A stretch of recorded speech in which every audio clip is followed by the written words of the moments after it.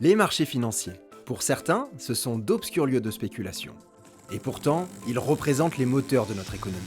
Un lieu d'échange où se confrontent l'offre et la demande de capitaux.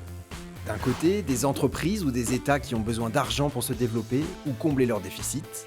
De l'autre, des investisseurs, d'autres entreprises, des banques ou des épargnants, comme vous.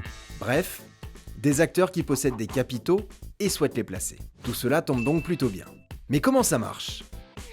Sur le marché des actions, par exemple, autrement dit la bourse, les entreprises émettent des titres, en l'occurrence des actions.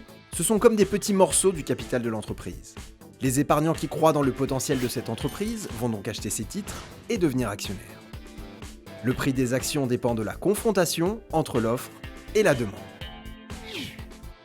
Grâce à ces capitaux, l'entreprise va pouvoir se développer, investir à son tour, embaucher et même faire des bénéfices.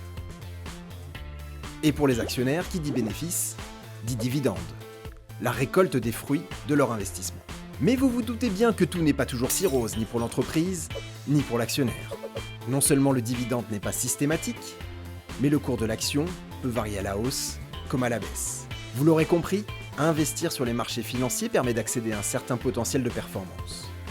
Pour ce faire, l'épargnant doit garder en tête ses objectifs, son horizon de placement, et que ce type d'investissement comporte certains risques, notamment le risque de perte en capital. Une fois ces grands principes en tête, vous pouvez vous lancer. Et n'hésitez pas à vous rapprocher de votre conseiller.